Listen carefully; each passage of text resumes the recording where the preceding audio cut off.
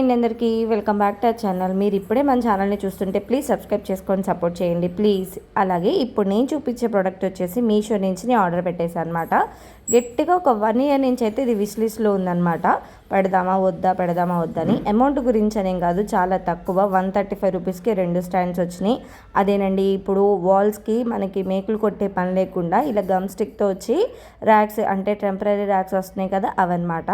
నాకు సింక్ దగ్గర పెద్ద వాళ్ళు కుదరట్లేదనమాట, ఏది హ్యాండ్ వాష్ పెట్టుకోవడానికి కానీ ఏదైనా ఫ్లవర్ పాట్ పెంచుకోవడానికి కానీ. సరే అని చెప్పి ఎట్టకేలకు ధైర్యం చేసి నేనైతే మీషో నుంచి ఆర్డర్ పెట్టేశాను. అయితే ఈసారి రివ్యూ మాత్రం ఇది తీసుకోండి, ప్రొడక్ట్ బాగుంది అని కాదు. ఈసారి రివ్యూ మాత్రం ఇది తీసుకోవద్దు అని చెప్పడానికే. ఆల్రెడీ చూసే ఉంటాము, ఇవి మనం వాల్కి స్టిక్ చేసిన తర్వాత ఈవెన్ మనం హ్యాండ్ వాష్ ఇది ప్రెస్ చేసినా కూడా ఇది జారిపోతుందని నేను 2-3 వీడియోస్లో చూస్తున్నాను.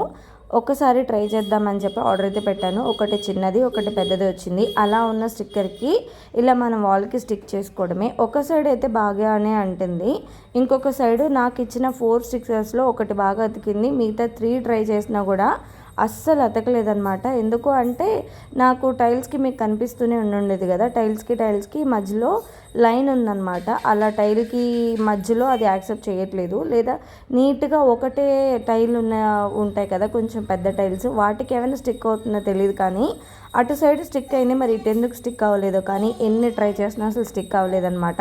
ఒకసారి అతికింది, నేను వాడుకుందాం అనుకున్న థింగ్స్ పెట్టిన వెంటనే పడిపోయింది అనమాట. అందుకే రిటర్న్ పెట్టేశాను. మీరు కూడా ఇది కొనాలి అనుకుంటే కనుక స్టాప్ అయిపోండి.